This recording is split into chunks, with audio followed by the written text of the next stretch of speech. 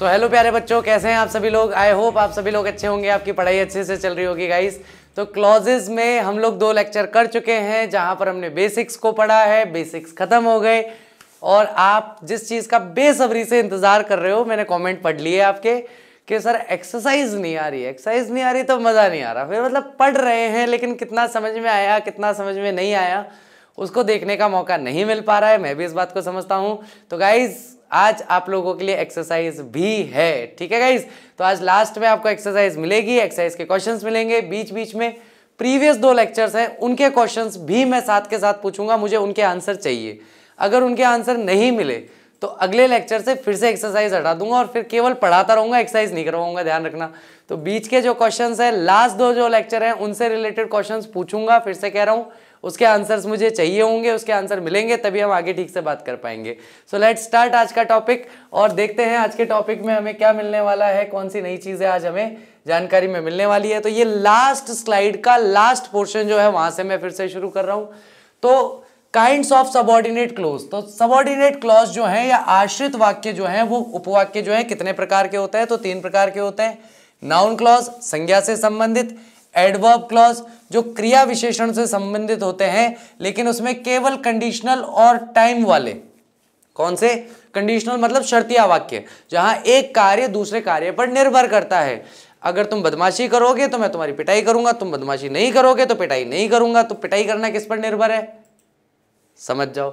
अब बात आती है क्रिया विशेषण के 2 उपवाक्य जो शर्तिया वाक्य या समय वाले वाक्य दर्शाते हैं। एडजेक्टिव क्लॉज के अंदर रिलेटिव क्लॉज जो है यानी कि संबंधवाचक उपवाक्य जो है वह हमारे लिए महत्वपूर्ण होते हैं। आज इन तीनों क्लॉजेस के बारे में हम लोग देखेंगे, बात करेंगे, चर्चा करेंगे। इनके 3-3, 4-4 प्रकार हैं जो मोस्टली एक दूसरे में कॉमन है लेकिन कॉमन होते हुए भी अलग है। यानी एक ही चीज को 3 बार पढ़ना है तो पहली बार पढ़ के दूसरी बार में टाइम ज्यादा नहीं देंगे, पहली बात तो। और दूसरी बात, तीनों में थोड़ा थोड़ा जो अंतर है केवल उस अंतर को मूलतः समझेंगे कि तीनों में अंतर क्या है, ठीक है गाइस। चलिए तो शुरुआत करते हैं सबसे पहले नाउन क्लॉज से। तो नाउन क्लॉज या नॉमिनल क्लॉज, नॉमिनल का मतलब क्या होता है कि ऐसा क्लॉज जो कि कर्ता के रूप में कार्य करना शुरू कर दे, ऐसा उपवाक्य जो कर्ता के रूप में कार्य करना शुरू कर दे। नाउन क्लॉज ऐसा शब्दों का समूह होता है जिसका अपना सब्जेक्ट होता है, अपना स्वयं का प्रेडिकेट होता है तथा वाक्य संरचना में यह है नाउन का कार्य करता है। यानी कि क्लॉज तो है और क्लॉज होने का मतलब एक, अपन थोड़ा सा उल्टा सीधा बोलूंगा लेकिन बात को समझना, फीलिंग को समझो, शब्दों पे मत जाओ। तो वहां पर क्या है, पूरा एक वाक्य दिखाई देगा। उस वाक्य को हम वाक्य ना कहकर उपवाक्य कह रहे हैं क्योंकि हम उसे सब्जेक्ट और प्रेडिकेट के हिसाब से देख रहे हैं। हम उसे subject plus helping verb plus main verb plus object के हिसाब से सेंटेंस नहीं कह रहे, वाक्य नहीं कह रहे। हम केवल 2 चीजें देख रहे हैं, सब्जेक्ट है क्या है, प्रेडिकेट है क्या है। तो भैया ये क्लॉज है, तो क्या है, क्लॉज है। अब ये पूरा का पूरा सब्जेक्ट और प्रेडिकेट यानी क्लॉज मिलकर के पूरा ही एक सब्जेक्ट बन जाए, पूरा ही एक नाउन की तरह बिहेव करना शुरू कर दे, वो मुद्दा है। तो यहां पर क्या है, वाक्य संरचना में यह नाउन का कार्य करता है। यानी कि जब हम सेंटेंस बनाने जाते हैं तो ये हमारा जो क्लॉज है ना, नाउन क्लॉज, यानी कि जो अपने आप में पूरा एक वाक्य की तरह दिखाई देता है, वह स्वयं ही वाक्य में क्या हो जाता है। और नाउन क्लॉज वाक्य में नाउन का कार्य करता है, इसलिए नाउन क्लॉज वाक्य में ग्रामर की दृष्टि से विभिन्न पोजीशन में कार्य कर सकते हैं। बहुत सारे फंक्शंस यहां पर हमें देखने को मिलते हैं। कुल मिला के बात यह है कि जब एक वाक्य एक संज्ञा की तरह काम करना शुरू कर दे, इस पूरे का सारांश बता रहा हूं। जब एक वाक्य नहीं लिखूं वरना अभी कमेंट बॉक्स में झड़ी लग जाएगी, सर आपने वाक्य कह दिया, सर वो तो सेंटेंस होता है, सर ये तो क्लॉज है, ये तो उपवाक्य है। चलो भैया सॉरी, मेरी गलती हो गई मालिक, रहने दो। जब एक उपवाक्य एक संज्ञा की तरह कार्य करना शुरू कर देता है तब हम समझ जाते हैं कि ये उपवाक्य जो है ना, ये किस तरह का उपवाक्य है, संज्ञा की तरह काम कर रहा है यानी नाउन की तरह काम कर रहा है। तो भैया ये क्लॉज जो है ये नाउन क्लॉज है, खत्म। बस इतनी सी बात है इस पूरे पैराग्राफ में और कुछ नहीं। जिसको ये समझ में आ गया उसको आगे के दोनों समझ में आ जाएंगे, जिसको ये समझ में नहीं आया वो तीनों में कंफ्यूज रहेगा। तो फिर से सुन लो, ध्यान से सुन लो। जब कोई उपवाक्य, जब कोई नाउन क्लॉज, तो नाउन क्लॉज शब्दों का समूह होता है जिसका अपना प्रेडिकेट और सब्जेक्ट होता है, तथा वाक्य संरचना में ये नाउन का कार्य करता है। उपवाक्य है, लेकिन जैसे ही वाक्य में प्रयोग में लाए संज्ञा या नाउन की तरह कार्य करना शुरू कर दिया। संज्ञा या नाउन की तरह कार्य कर रहा है तो हम इसे नाउन क्लॉज कह लेंगे। बोलो हाँ कि ना? इतना सा मुद्दा है, इससे आगे और कोई बात बड़ी बात नहीं कर रहा, छोटी छोटी बातें करेंगे। ठीक है, चलिए। The subject of a verb, क्रिया के सब्जेक्ट के रूप में। तो अब हम देख रहे हैं कि नाउन क्लॉज का प्रयोग किसके रूप में किया जा रहा है। अभी हम नाउन क्लॉज में ही चल रहे हैं, नाउन क्लॉज से बाहर नहीं निकले, नाउन क्लॉज में अभी हम। तो नाउन क्लॉज कब होता है? जब सब्जेक्ट जो होता है एक क्रिया के सब्जेक्ट के रूप में, यानी वर्ब के सब्जेक्ट के रूप में एक नाउन क्लॉज कार्य करना शुरू कर देता है। दैट से बनने वाले नाउन क्लॉज सब्जेक्ट। तो सबसे पहले क्या पढ़ेंगे इसमें कि वे सब्जेक्ट जो नाउन क्लॉज से बनते हैं, लेकिन वाक्य प्रारंभ किससे होता है? दैट से प्रारंभ होता है। तो सबसे पहले वाक्य के शुरुआत में क्या आ गया? दैट, क्योंकि यहां लिखा हुआ है दैट से बनने वाले वाक्य। तो वाक्य में शुरुआत में क्या मिल गया? दैट, ऐसा कि। हिंदी में इसका अर्थ क्या निकलता है? ऐसा कि। ऐसा कि, उसके बाद एक हमें सब्जेक्ट मिला, एक हमें प्रेडिकेट मिला। इस सब्जेक्ट में जो हमारा नाउन, जो हमारा सब्जेक्ट है वो नाउन है, और प्रेडिकेट जो है इज राउंड। आप देखोगे ना तो यहां पर क्या कर रहा है? कॉम्प्लीमेंट बना रहा है।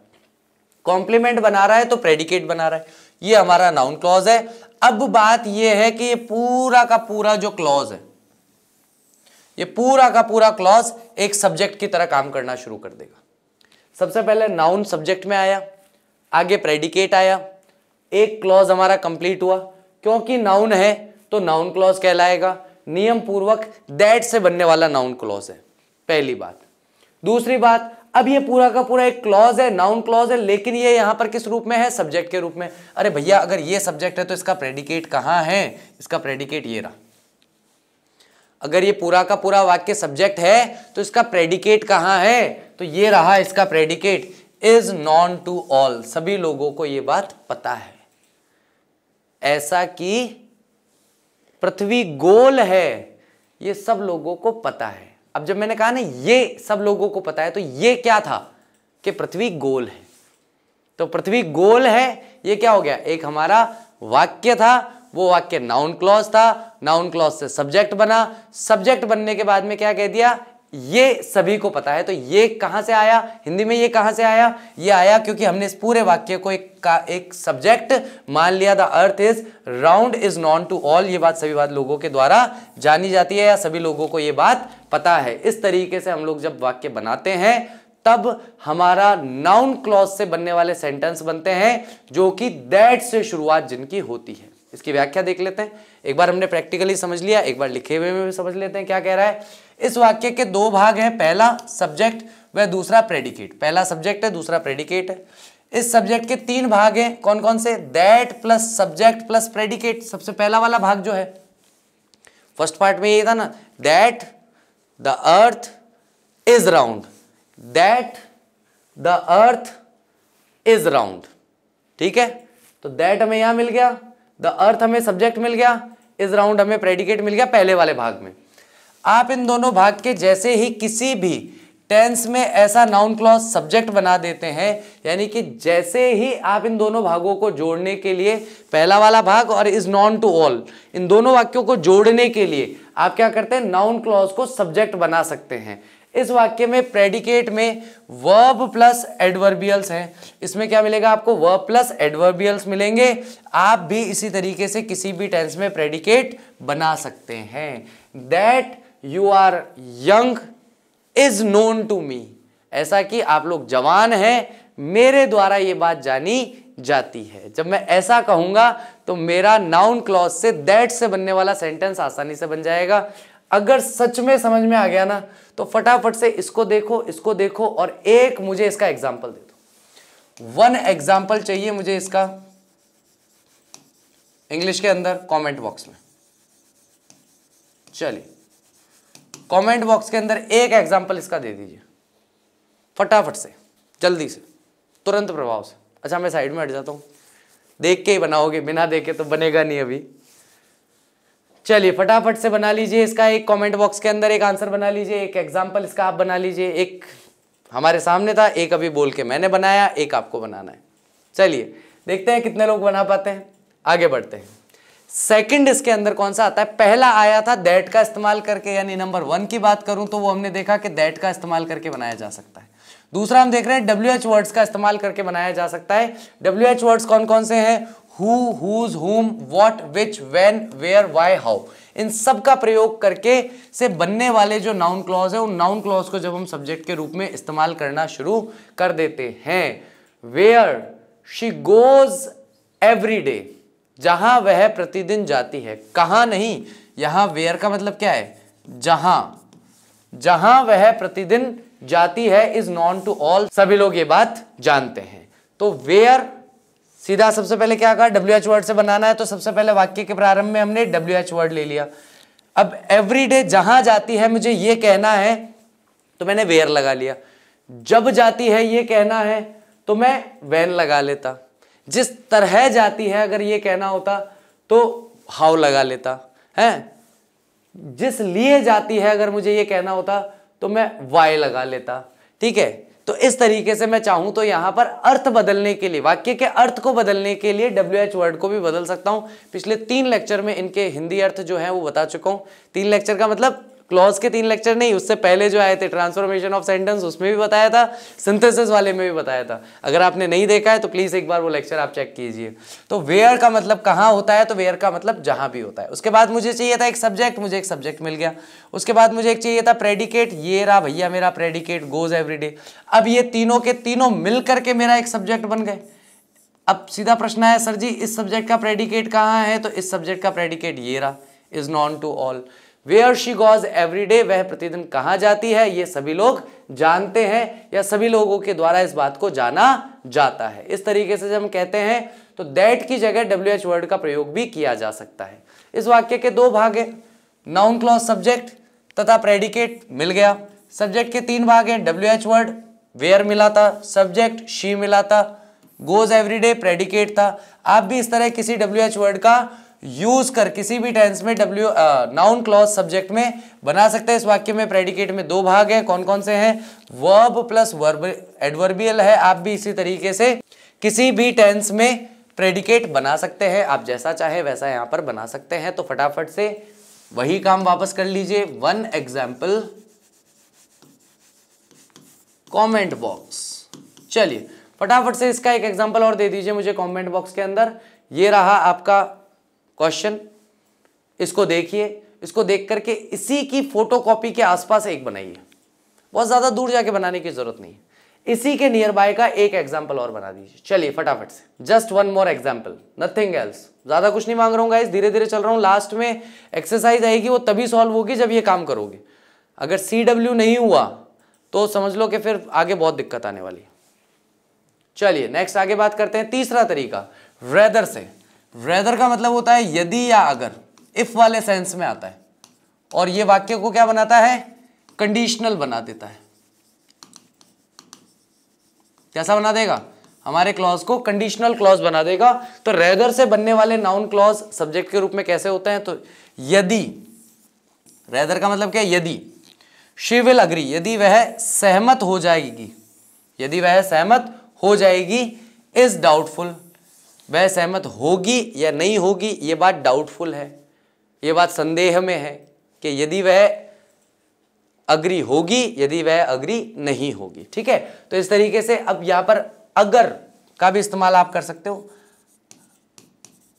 अगर वह सहमत हुई या नहीं हुई, ये तो डाउटफुल मैटर है। तो वेदर का इस्तेमाल हो गया, फिर सब्जेक्ट का इस्तेमाल हो गया, फिर प्रेडिकेट आ गया, फिर तीनों को मिलाकर के सब्जेक्ट बना लिया। क्वेश्चन वही आया, सर इस सब्जेक्ट का प्रेडिकेट कहाँ है? तो इस सब्जेक्ट का प्रेडिकेट ये रहा, इज डाउटफुल। फटाफट से 1 एग्जाम्पल, मुझे लग ही नहीं रहा कि इसमें कुछ समझाना है, बस मुझे ये समझाना है कि नंबर 1 पे दैट था, नंबर 2 पे WH वर्ड था, नंबर 3 पे रेदर आ गया, बात खत्म। और हम तीनों का इस्तेमाल कहाँ कर रहे हैं? वाक्य के प्रारंभ में कर रहे हैं, वाक्य की शुरुआत में कर रहे हैं। ठीक है, इनको आगे पीछे करने की कोशिश मत करना। इनको बहुत सारे स्टूडेंट क्या है ना कि जहां पर भी कंजक्शन जैसा कुछ मामला देखने लगते हैं ना तो तुरंत प्रभाव, सर इनको आगे पीछे कर सकते हैं, कर दे सर, इस डाउटफुल लगा दे सर आगे। Don't do this with me, मेरे साथ ये सब मत करो। कोई वाक्यों को आगे पीछे नहीं करेगा, क्योंकि यहां पर that, WH word, rather conjunction की तरह इस्तेमाल नहीं हो रहे हैं। यहाँ पर हम उन्हें कंजक्शन की तरह यूज नहीं कर रहे हैं। आगे का वाक्य ऐसा नहीं है जो अपने आप में पूर्ण मेन क्लॉज हो। अगर दोनों ही मेन क्लॉज होते तो मैं मना नहीं करता, लेकिन यहाँ दोनों मेन क्लॉज नहीं है। और क्योंकि यहाँ पर यहाँ तो कंडीशनल सेंटेंस आ गया तो ये तो सबऑर्डिनेट और बनाएगा भी, देख लेना। लेकिन हम सबऑर्डिनेट में उस तरीके से नहीं जाएंगे जैसे हमने कल सबऑर्डिनेट को देखा था, जहां एक कार्य की निर्भरता दूसरे कार्य पर होती है। यहाँ कार्य की निर्भरता नहीं है। यहाँ पर ये अपना पूर्ण अर्थ तभी दे सकता है जब इस वाक्य से जुड़े। अगर ये इस वाक्य से नहीं जुड़ेगा तो अपना पूर्ण अर्थ नहीं दे पाएगा। इज डाउटफुल, ये बात संदेहास्पद है। कौन सी बात, क्या संदेहास्पद है? कुछ पता ही नहीं है, इसलिए समस्या। इसलिए इनको आगे पीछे कोई नहीं करेगा, तरीके से काम होगा। वन एग्जाम्पल कमेंट बॉक्स के अंदर फटाफट से, फिर अगली बात करेंगे। इस वाक्य के भी दो भाग हैं, सीधी सी बात, सब्जेक्ट और प्रेडिकेट। सब्जेक्ट के तीन भाग हैं, rather plus subject plus predicate. आप भी इसी तरीके से रेदर का यूज किसी भी टेंस में या noun subject, noun clause subject बना सकते हैं। इस वाक्य में प्रेडिकेट में दो भाग हैं, वर्ब प्लस एडवर्बियल। आप भी इसी तरीके से किसी भी टेंस में प्रेडिकेट बना सकते हैं, ठीक है? तो आप भी बना सकते हैं। इसकी जगह अगली बार लाइन चेंज कर दूंगा, आप भी बनाइए। आप भी बना सकते हैं, छोड़ो, आप भी बनाइए। अब बना सकते हैं, क्या होता है, बनाओ अब बैठ करके। मैंने बनाया ना, खुद भी बनाओ अब, ठीक है? The object of a verb, जब क्रिया के ऑब्जेक्ट के रूप में हम बदलते हैं, तो अब तक हम नाउन क्लॉज को किस में बदल रहे थे? तो नाउन क्लॉज को अब तक हम सब्जेक्ट के रूप में बदल रहे थे। याद है कि नहीं? नाउन क्लॉज को अब तक हमने किसके रूप में बदला है? सब्जेक्ट के रूप में बदला है। और सब्जेक्ट से फिर सेकंड वाले वाक्य के अंदर हम उसका प्रेडिकेट निकाल रहे थे। अब हम यहां इसे सब्जेक्ट के रूप में नहीं बदलने वाले नाउन क्लॉज को, अब हम बदलेंगे ऑब्जेक्ट के रूप में। किसके रूप में? ऑब्जेक्ट के रूप में। और ध्यान रखना, ये बहुत अच्छी बात यहां पे लिखी हुई है, ऑब्जेक्ट हमेशा क्रिया का ऑब्जेक्ट होता है, कभी भी कर्ता का ऑब्जेक्ट नहीं होता। ऑब्जेक्ट हमेशा किसका होता है? क्रिया का ही ऑब्जेक्ट होता है। कर्म हमेशा क्रिया से जुड़ा हुआ होता है। हिंदी में कर्म की परिभाषा क्या है? हिंदी में कारक की परिभाषा क्या है? अरे हिंदी जानते हो ना, हिंदी तो आती है ना सबको अच्छे से, हिंदी तो रट रट के घस घस के पढ़ी है ना आपने। तो मुझे बताओ कारक की परिभाषा क्या है? क्रिया का जिससे सीधा व साक्षात संबंध हो वह क्या कहलाता है? कारक कहलाता है। अब उसमें आप जोड़ोगे सबको, पहला, दूसरा, तीसरा, चौथा, पांचवा, छठा, सातवां संबोधन, तो इनमें से आप देखोगे कि केवल और केवल संबोधन का कोई लेना देना नहीं होता क्रिया से, और संबंध का, षष्ठी विभक्ति का कोई लेना देना नहीं होता क्रिया से। बाकी सबका लेना देना है क्रिया से। तो सबका लेना देना है क्रिया से, तो संस्कृत में क्या कह देते हैं भैया? 6 कारक होते हैं। 6 कारक क्यों होते हैं? क्योंकि उनका संबंध क्रिया से है। तो अब बताओ कि दूसरे नंबर का कारक कौन सा है? कर्म कारक। उस कर्म को इंग्लिश में क्या कहते हैं? ऑब्जेक्ट। और अभी हमने परिभाषा में क्या पढ़ा कि जिसका सीधा संबंध होगा क्रिया से, सीधा व साक्षात संबंध, तो कर्म का, ऑब्जेक्ट का सीधा और साक्षात संबंध क्रिया से होता है, कर्ता से नहीं होता। कर्ता से कोई लेना देना नहीं है, कर्ता का संबंध क्रिया से है, ठीक है? तो इसलिए हमेशा ध्यान रखना कि क्रिया का संबंध किससे होता है? ऑब्जेक्ट से होता है। सब्जेक्ट से ऑब्जेक्ट का कोई लेना देना ज्यादा नहीं होता। तो सबसे पहले वही बात आ गई, दैट से बनने वाले क्लॉज। तो सबसे मेन बात क्या आई? क्योंकि अब यहां पर हमारा क्लॉज बनने वाला है, तो जहां हमारा क्लॉज बनेगा उससे जस्ट पहले दैट लगा देंगे। जहां पर हमारा क्लॉज बनेगा उससे जस्ट पहले दैट आना है। पहले क्लॉज कहां बन रहा था? यहां बन रहा था, तो दैट यहां लगा रहे थे। अब क्लॉज ऑब्जेक्ट की जगह बन रहा है, तो दैट यहां लगा रहे हैं। आगे अपने आप बीच में हो गई मनोकामना पूरी। सुन ली माँ सरस्वती ने आपकी। क्या आ गया भैया? कंजक्शन था सर बीच में? हाँ बीच में आ गया, वेरी गुड, नाइस, आ गया बीच में। चलिए, बीच में नहीं आया, ये एक तरीके से यहाँ पर उसे रिप्रेजेंट करेगा कि भाई आगे आने वाला शब्द जो है वो किस तरीके से पहले वाले वाक्य से जुड़ा हुआ है, उसका जुड़ाव दर्शाएगा।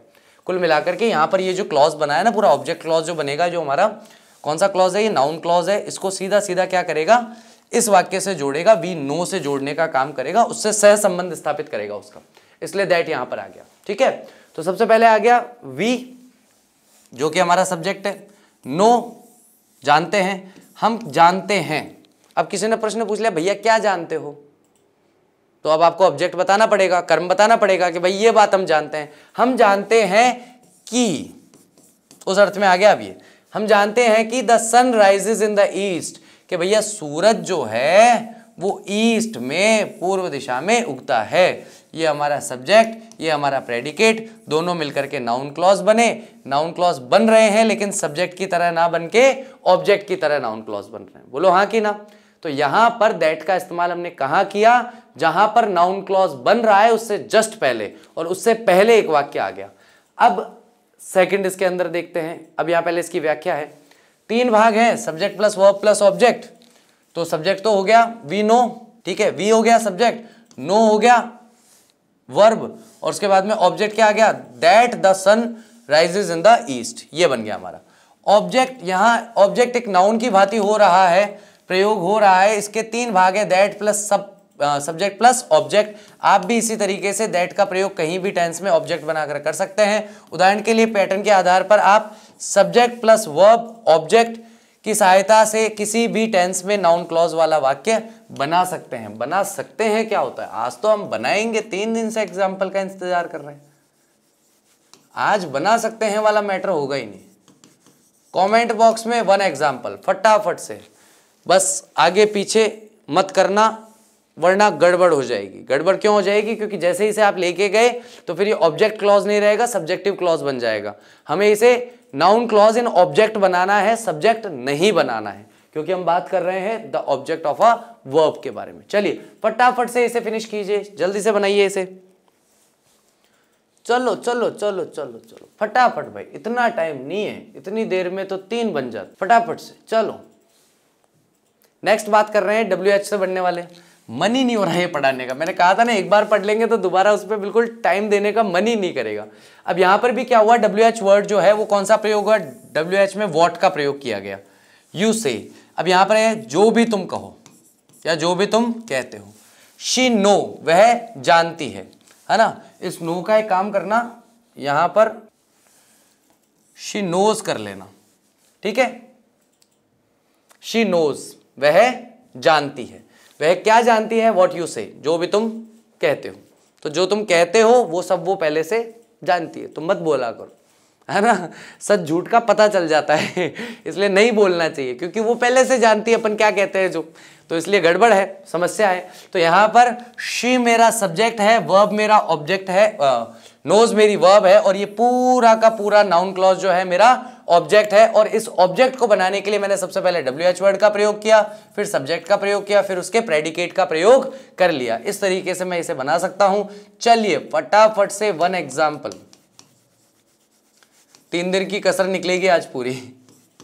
कमेंट बॉक्स में 1 एग्जाम्पल फटाफट से। शी की जगह ही कर दो, नोज की जगह सेज कर दो, वॉट की जगह वॉट कर दो।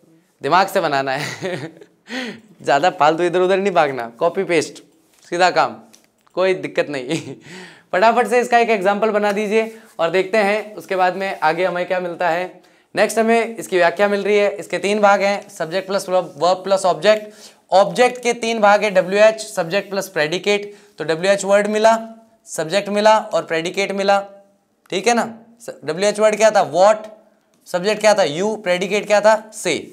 आप भी इसी तरह किसी भी टेंस में ऑब्जेक्ट बना सकते हैं। इस उदाहरण को आप subject plus verb plus object. अब सबसे पहले वाक्य में सबसे पहला लेक्चर जो आया था ना, वो बड़ा शानदार लेक्चर, उसमें क्या ये सारे एक साथ लिखे हुए थे, S plus V, S plus V plus O, S plus V plus A plus O, S plus A plus V plus O. और भाई उनको देख के स्टूडेंट ये सब क्या है सर अब ये बहुत प्यारे लग रहे होंगे। अब पता है प्यारे क्यों लग रहे हैं? अच्छा ऐसे ही बनाना है, पहले सब्जेक्ट लेना है, फिर वर्ब लेना है, फिर ऑब्जेक्ट लेना है। ओके ठीक है, चलो अब ये काम आएगा। तो फर्स्ट लेक्चर में तो ये बड़े बोरिंग लग रहे थे, लेकिन अब ऐसा लग रहा है हाँ जान में जाना ही भाई, थैंक गॉड आ गया, ये कहीं से थोड़ा तो मिल रहा है। इसीलिए उस समय मैंने कह दिया था कि इसके बारे में ज़्यादा दिमाग मत लगाना, बस ये इतना डेटा जो था मैंने इसी के लिए कहा था कि इसको थोड़ा ध्यान से देख लेना, क्योंकि ये लेक्चर में आगे काम आएगा। जिन्होंने देख लिया होगा वो तो 1 सेकंड में इसको देख करके वाक्य बना लेंगे, जिन्होंने नहीं देखा होगा वो अब पहला वाला जो लेक्चर है फिर देखने जाएंगे, फिर वापस आएंगे। वापस आ गया इफ या वेदर जो कंडीशनल सेंटेंस बनाता है, इससे बनने वाले नाउन क्लॉज। तो फाइंड आउट, पता लगाओ, क्या बना है यहाँ पे? फाइंड आउट, यानी कि पता लगाने के लिए कह रहा है कि चलो फटाफट से पता लगाओ, ढूंढ निकालो। अब ये एक वर्ब फ्रेज है। वर्ब फ्रेज कैसी होती है? ऐसी फ्रेजेस जो क्रिया, ऐसे आपने देखा होगा ना, इडियम्स और फ्रेज के बारे में एक बार हमने बात की थी, मतलब वैसे जनरल डिस्कशन ही किया था, कहावतें और मुहावरे टाइप में होता है, या दो शब्दों का एक समूह होता है जो किसी निश्चित अन्य अर्थ को देने का प्रयास करता है। तो सामान्यतः वहां पर एक वर्ब होती है, उसके साथ एक प्रेपोजिशन होता है, दोनों मिलकर के फ्रेज का निर्माण करते हैं। और आगे अगर वर्ब है तो वर्ब ही होगी ना, तो इसको हम वर्ब या फिर फ्रेज कह देते हैं। फ्रेज का मतलब वाक्यांश कहलाता है। तो फाइंड आउट, पता लगाओ, ढूंढ निकालो। रेदर कंडीशनल बताएगा, शी इज हियर यानी कि पता लगाओ कि वह यहाँ है अथवा नहीं है, ठीक है। तो उसके लिए जब हम बनाते हैं वाक्य तो फाइंड आउट, फिर रेदर, उसके बाद में हमारा सब्जेक्ट और उसके बाद में हमारा प्रेडिकेट। इस तरीके से हम लोग ऑब्जेक्ट के रूप में नाउन क्लॉज को बहुत ही आसानी से बना सकते हैं, बहुत ही आसानी से इसे देखा जा सकता है। चलिए फटाफट से वन एग्जाम्पल, अब तो बार बार लिखने में भी जोर आ रहा है, कमेंट बॉक्स में, ठीक है। एक एग्जाम्पल देना है इसका, कमेंट बॉक्स में फाइंड आउट से ही बना लेना, इसको चेंज मत करना, इसमें दिमाग मत लगाना, इसको as it is copy paste ले लो, फाइंड आउट, और उसके बाद में क्या पता लगाना है उसको चेंज कर दो। शी इज हियर की जगह बहुत सारी चीजें हैं, ऐसा है कि नहीं है, हिंदी में बस ये मिला लेना कि ऐसा है कि नहीं है, ऐसा हुआ कि नहीं हुआ, ऐसा कहा कि नहीं कहा, ऐसा सुना कि नहीं सुना, ऐसा किया कि नहीं किया, ऐसा खाया कि नहीं खाया, ये खाया कि नहीं खाया। इस तरीके से आप चाहो तो बना सकते हो। बस हिंदी वाली बात जिसको समझ में आ गई होगी वो 1 सेकंड में बना लेगा, ठीक है। नेक्स्ट आगे देखते हैं, इसके भी 2 भाग हैं।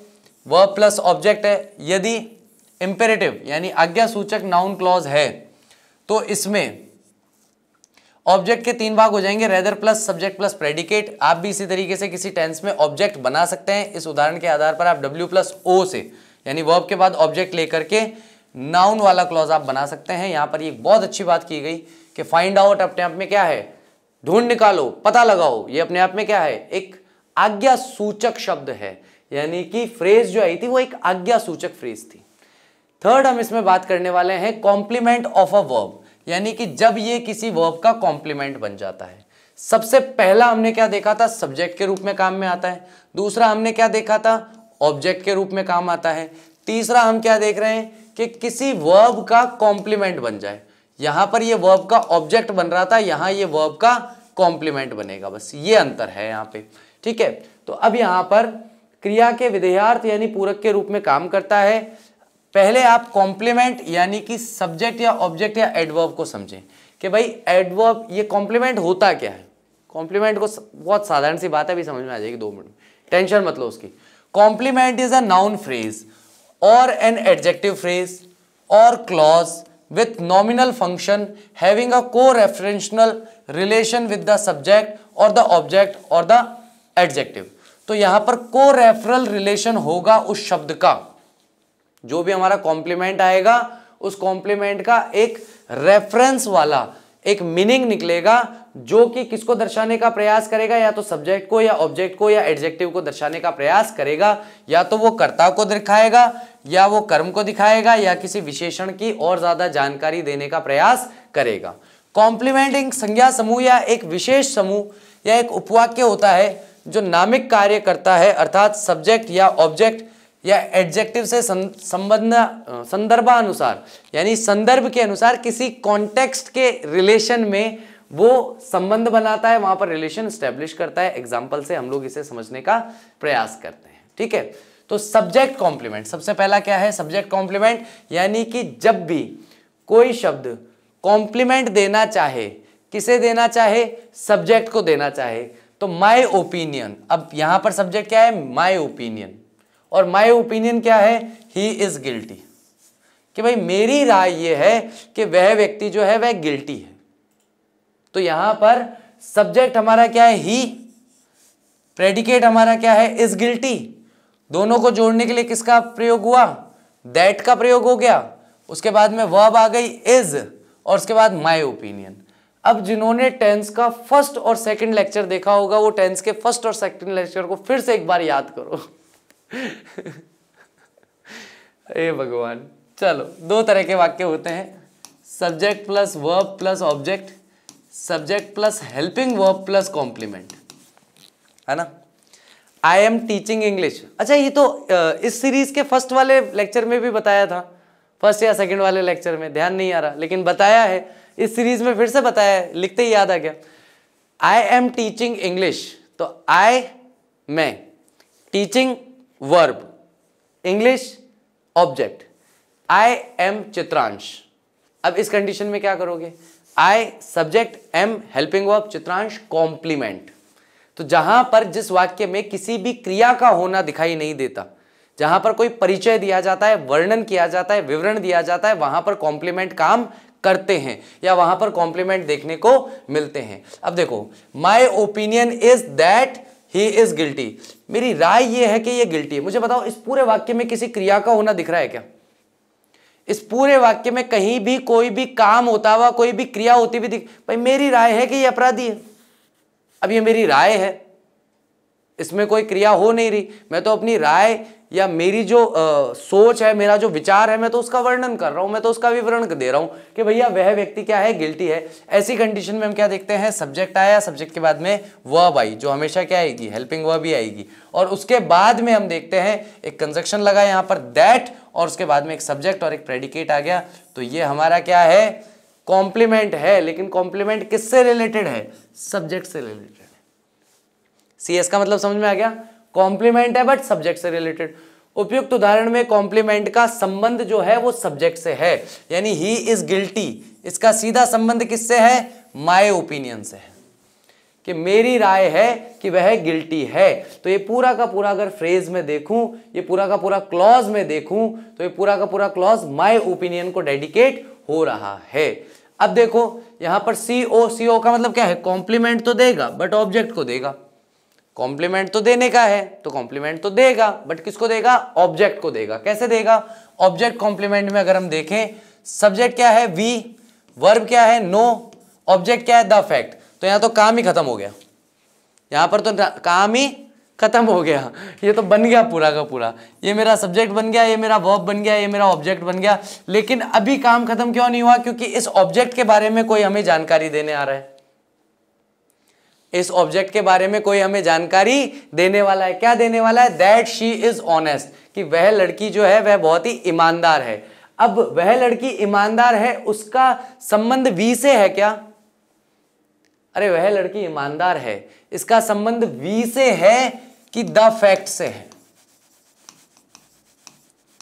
चलो फटाफट से कमेंट बॉक्स में लिख करके मुझे बताओ कि इसका संबंध वी से होगा या द फैक्ट से होगा, इसका संबंध किससे है। ये पूरा का पूरा जो हमारा नाउन क्लॉज है, इस नाउन क्लॉज का संबंध किससे है, वी से है या द फैक्ट से। फटाफट से कमेंट बॉक्स के अंदर लिख करके मुझे बताओ। हाँ, व्याख्या उपयुक्त दोनों उदाहरणों में कॉम्प्लीमेंट का संबंध ऑब्जेक्ट से है, इसीलिए ये CO है, यानी कॉम्प्लीमेंट ऑफ ऑब्जेक्ट है। नेक्स्ट आता है यहां पर the object of a preposition. तो पहला हमने पढ़ा सब्जेक्ट के रूप में, दूसरा हमने पढ़ा ऑब्जेक्ट के रूप में, तीसरा हमने पढ़ा कॉम्प्लीमेंट के रूप में। कॉम्प्लीमेंट ऑफ सब्जेक्ट भी देखा, ऑब्जेक्ट भी देखा, है ना। चौथा हम क्या पढ़ रहे हैं, object of a preposition.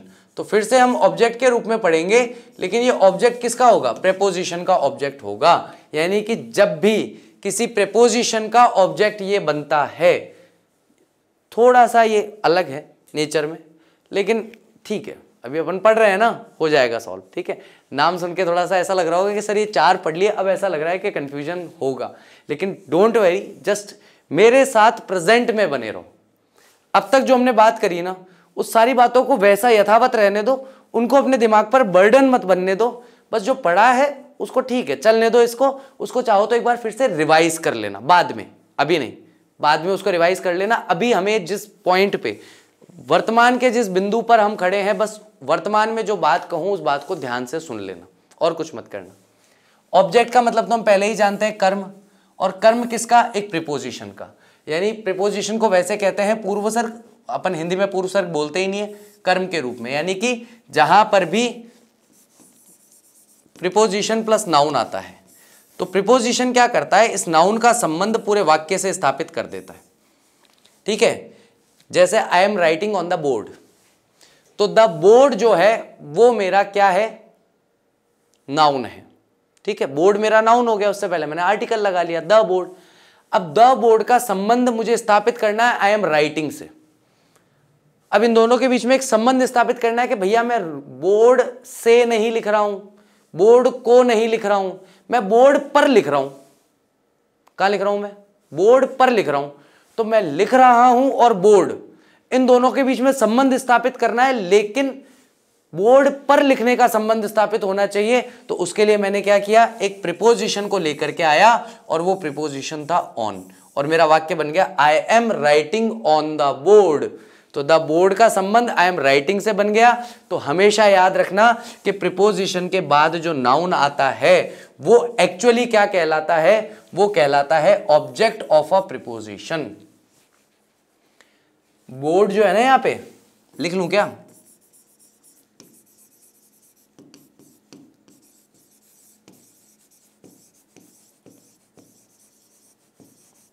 I am writing on a board.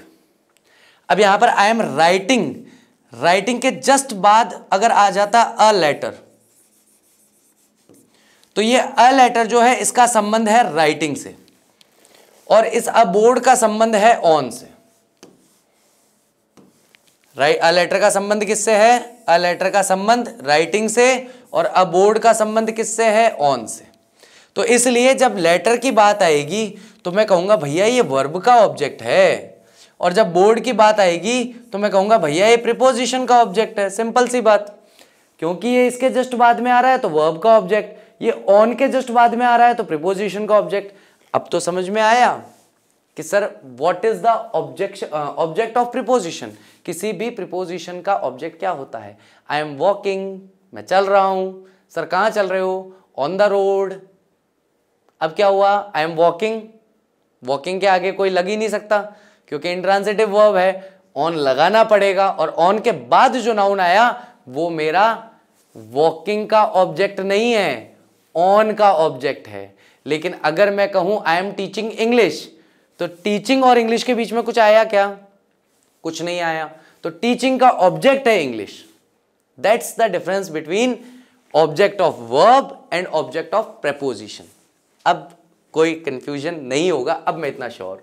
अब बात करते हैं इसके बारे में। अभी तो एक लाइन क्लियर हुई है अपने को कि ये क्या है, पहले ये तो क्लियर हो कि ये क्या है। हिंदी में मत देखना इसको, हिंदी में देखो कानों में से धुआं निकलेगा, ठीक है? हिंदी में मत देखो इसको, इंग्लिश में ही समझो कि जब किसी प्रीपोजिशन के बाद में कोई नाउन आता है या सामान्यतः कोई प्रोनाउन आता है, हम तो नाउन क्लॉज की बात कर रहे हैं तो इसलिए मैं नाउन ही नाउन चला रहा था, तो नाउन या प्रोनाउन आता है तो वो प्रीपोजिशन का ऑब्जेक्ट बन जाता है। अब देखिए, इट डिपेंड्स, ये निर्भर करता है, ऑन, ऑन क्या आ गया? मेरा प्रीपोजिशन।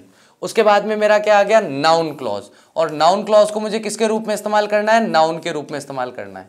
तो मैं यहां पर कहूं व्हाट वी डिसाइड, हमने जो तय किया था, तो भी एक ही बात है। अब बोर्ड कहूं तो भी एक ही बात है, क्योंकि यहां पर बोर्ड क्या है? नाउन है, और यहां पर इस नाउन क्लॉज को हम नाउन की तरह ही इस्तेमाल कर रहे हैं। हमने आज के लेक्चर में सबसे पहली बात यही करी थी कि जब हम एक नाउन क्लॉज को नाउन की तरह इस्तेमाल करना शुरू कर देंगे, बना लिया इसको नाउन की तरह को नाउन, और क्या हुआ? पहले आ गया प्रीपोजिशन ऑन, जैसे यहां आया था ऑन, जैसे यहां आया था ऑन, तो हमने ऑन बना लिया, और ऑन के बाद में हमारा नाउन क्लॉज आ गया। बिल्कुल वैसे ही व्हाट, सब्जेक्ट और प्रेडिकेट जो हमने डिसाइड किया था। यहां नाउन क्लॉज को प्रीपोजिशन ऑन प्रथम वाक्य व टू दूसरे वाक्य के ऑब्जेक्ट के रूप में प्रयोग किया गया है, इसलिए ये नाउन क्लॉज यहां पर प्रीपोजिशनल ऑब्जेक्ट है या प्रीपोजिशनल ऑब्जेक्ट कहलाना चाहिए, ठीक है? नंबर 5 हमारा यहां पर आता है, तो नंबर 1 2 3 4 वापस लिखने पड़ेंगे। Number 1, noun clause as a subject, noun clause as an object, noun clause as an complement, complement में सब्जेक्ट भी बनेगा ऑब्जेक्ट भी बनेगा, नाउन एज एन ऑब्जेक्ट लेकिन ऑब्जेक्ट ऑफ प्रीपोजिशन, और नंबर 5 ये रहा हमारे सामने, अपोजिशन टू अ नाउन और अ प्रोनाउन, किसी भी संज्ञा अथवा सर्वनाम का अपोजिशन बन करके, यानी कि समानाधिकरण बन करके जब काम करना शुरू कर देता है। अब इसको सीधा समझते हैं, यहीं पर समझेंगे। यहां पर हमें क्या मिलेगा? यहां पे देखो, सीधी सी बात है, पहले मिला सब्जेक्ट, फिर मिला वर्ब, उसके बाद नाउन मिला द न्यूज, फिर क्या मिल गया? नाउन मिला द न्यूज। अब द न्यूज क्या है? वह न्यूज क्या है? शी इज हैप्पी, यही तो न्यूज है। तो शी इज हैप्पी जो है वो हमारे इस नाउन का अपोजिशन बन रहा है। हमारे इस नाउन का द न्यूज का क्या बन रहा है, अपोजिशन बन रहा है, यानी कि समानाधिकरण के रूप में काम कर रहा है, यानी कि जो मतलब है द न्यूज का वही मतलब है शी इज हैप्पी का। शी इज हैप्पी और द न्यूज अलग अलग नहीं है। द न्यूज के बारे में अगर मुझे और व्याख्या करनी है कि न्यूज क्या थी तो मैं कहूंगा शी इज हैप्पी। तो मैं चाहे यहां पर शी इज हैप्पी को देखूं चाहे द न्यूज को देखूं, एक ही चीज है, दोनों में कोई अंतर नहीं है, इसलिए मैंने इसे क्या कहा कि भाई ये अपोजिशन है। यहां प्रथम वाक्य में अपोजिशन इस नाउन का यानी द न्यूज के लिए आया है, दूसरे वाक्य में प्रोनाउन इट आया है, अतः नाउन क्लॉज यहां पर in apposition to a noun और प्रोनाउन है, यानी कि अपोजिशन यानी उसकी व्याख्या करते हुए दिखाई दे रहे हैं। अपोजिशन है गाइस, ओपोजिशंस नहीं है। ओपोजिशन का मतलब होता है विरोध में होना और अपोजिशन का मतलब होता है उसी के पक्ष में होना या उसी की अधिक व्याख्या करना या उसी को और बताना या उसी के बारे में और बात करना। ठीक है, मुझे भी कभी कभी तुम्हारी तरह बदमाशियां सूझती है। तो मैं देख रहा था, मैं बोले जा रहा हूं और पीछे एक्सरसाइज देखते ही कई बच्चों का तो ये रिएक्शन आ गया, सर साइड में उठो ना सर, एक्सरसाइज आ गई सर, आप वहां क्यों खड़े हो, साइड में उठो सर, एक्सरसाइज आ गई, मैं एक्सरसाइज करनी है। चलिए, ज़्यादा सीरियस एक्सरसाइज नहीं है, बहुत नॉमिनल और बहुत सिंपल सी एक्सरसाइज, उसको सिंपल तरीके से ही करना है, बहुत ज़्यादा भागने की कोशिश मत करना, धीरे धीरे समझना बात और फिर करना। यहां पर इन वाक्यों में आपको मेन क्लॉज को पहचानना है और सबऑर्डिनेट को क्लॉज को पहचानना है इन द फॉलोइंग सेंटेंसेस। यानी इन वाक्यों में आपको ज्यादा कुछ नहीं बताना, केवल इतना बताना है कि मेन क्लॉज कौन सा है और सबऑर्डिनेट क्लॉज या सब क्लॉज कौन सा है। ठीक है, तो सब क्लॉज और मेन क्लॉज आपको यहां पर आइडेंटिफाई करने हैं, इसके अलावा और आपको कुछ भी नहीं करना है।